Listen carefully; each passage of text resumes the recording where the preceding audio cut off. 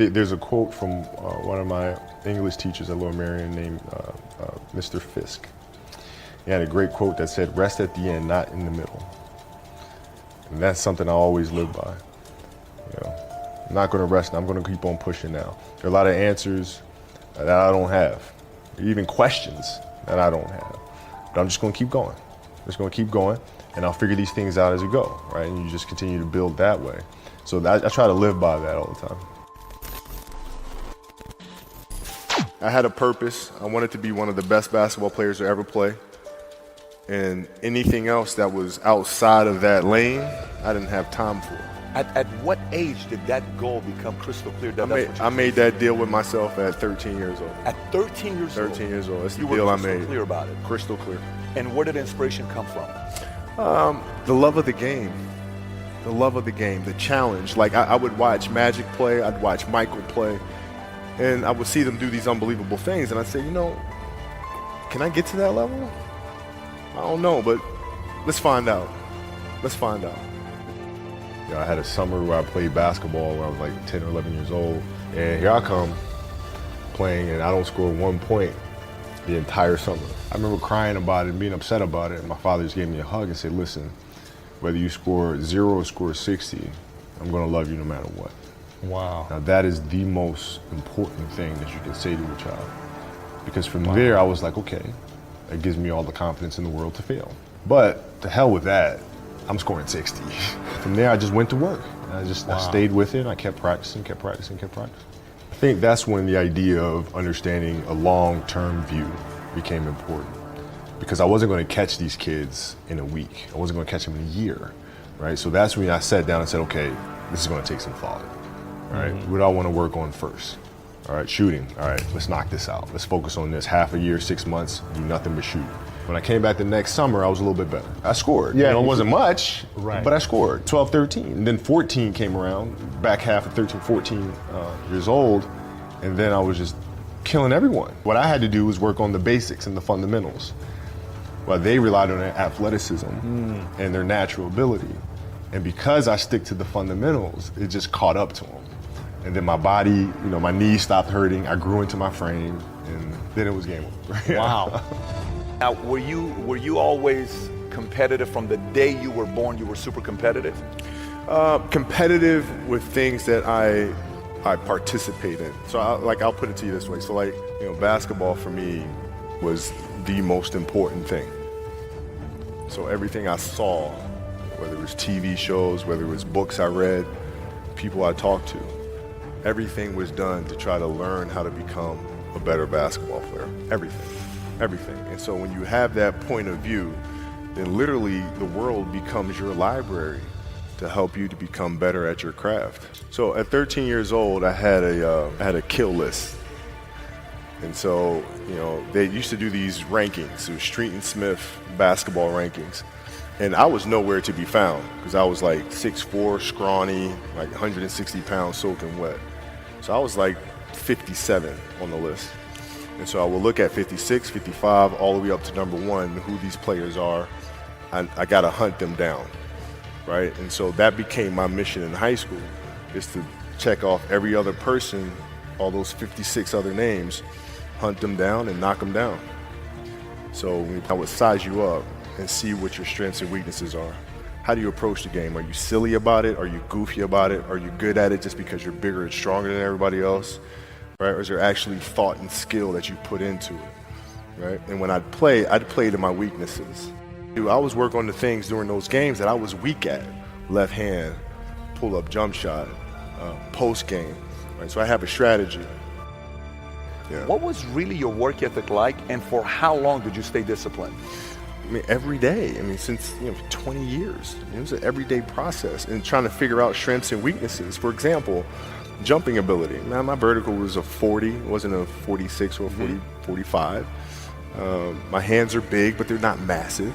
Right? So you got to figure out ways to strengthen them so your hands are strong enough to be able to palm a ball and do the things that you need to do. Quickness, I was quick, but not insanely quick. I was fast, but not ridiculously fast. Right? So I had to rely on skill a lot more. I had to rely on angles a lot more. I had to study the game a lot more. And but I enjoyed it though. So like from the time I can remember when I started watching the game, I studied the game, and it just never changed. What does losing feel like to you? It's exciting because it means you have different ways to get better. There's certain things that you can figure out that you can take advantage of, right? Certain weaknesses that were exposed that you need to shore up. But the hardest thing is to face that stuff. You got to look at the reality of the situation. You know, like for me, it's not, you know, you kind of got to get over yourself, right? And then after that, it's okay, well, why did those air balls happen? Got it. I didn't have the legs.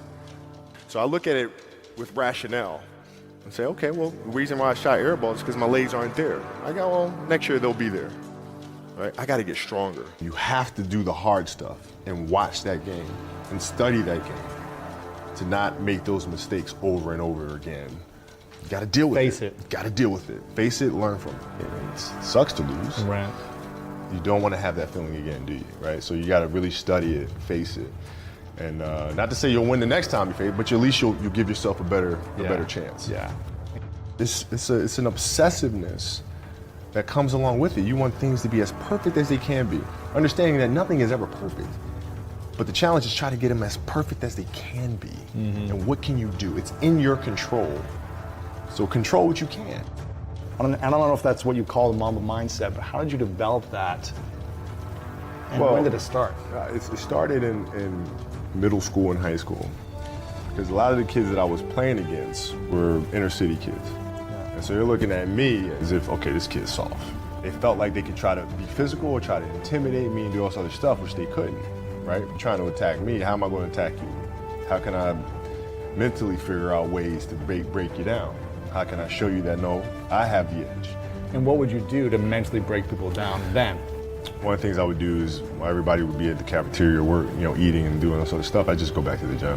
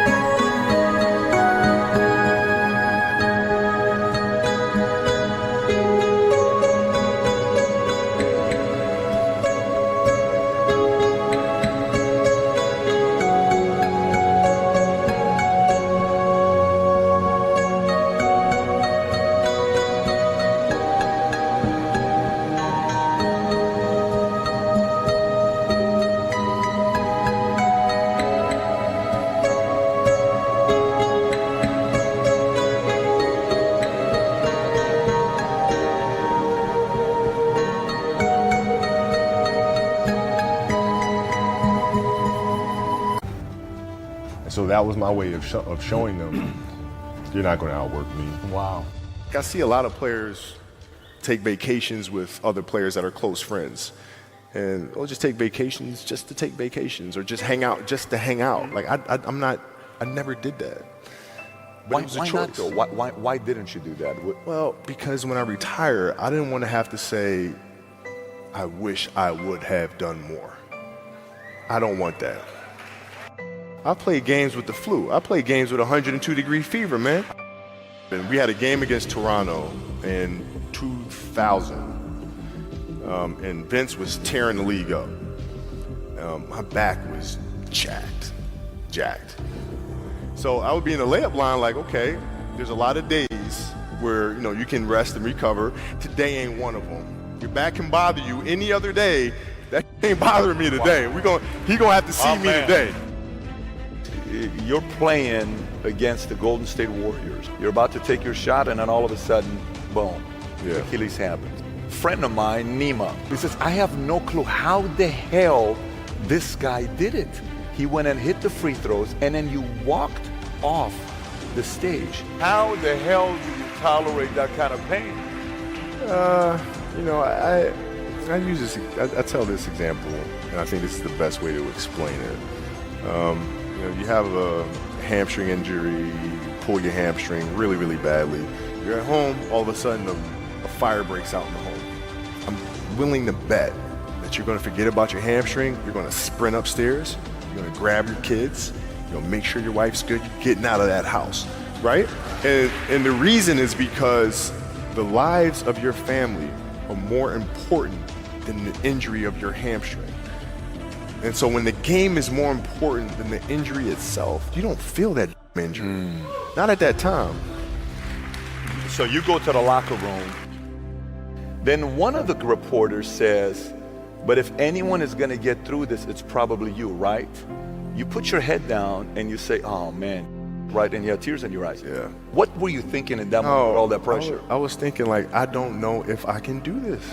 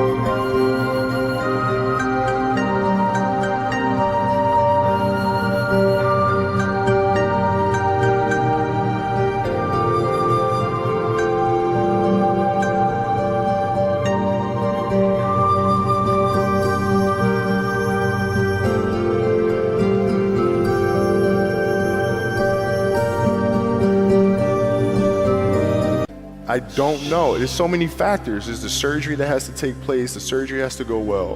And then thinking about what that process of recovery is going to look like. It's a long one. Do I want to do that? I don't know if I want to do it. I don't know. You don't know if you want to do it, or you don't know if you are going to be able to come back from it. Both. Oh, like, both I don't know if I can do it. I don't know if I want to do it. Got it. When I went in the trainer's room, my kids are in there. And, they're looking at you and stuff, and I'm looking at them, and I'm like, it's all right. Dad's going to be all right. As a parent, you got to set the example. You got to set the example. This is another obstacle. This obstacle cannot define me. It's not going to cripple me. It's not going to be responsible for me stepping away for the game that I love. I'm going to step away on my own terms. And that's when the decision was made that, you know what? I'm doing it. Yeah, you got to lead by example. As parents, you got to lead by example. If you want your kids to do whatever it is they want to accomplish in life, you have to show them. If you do the work, you work hard enough, dreams come true. You know that, we all know that. But hopefully what you get from tonight is the understanding that those times when you get up early and you work hard, those times when you stay up late and you work hard, those times when you don't feel like working, you're too tired, you don't want to push yourself, but you do it anyway. That is actually the dream. That's the dream. It's not the destination, it's the journey. And if you guys can understand that, then what you'll see happen is that you won't accomplish your dreams. Your dreams won't come true. Something greater will. I think the definition of greatness is to inspire the people next to you. I think that's what greatness is or should be. It's not something that lives and dies with one person. It's how can you inspire a person to then in turn inspire another person that then inspires another person. And that's how you create something that I think lasts forever. Yeah. And I think that's our challenge as people, is to figure out how our story can impact others and motivate them in a way to create their own greatness. What can I say? Mamba out.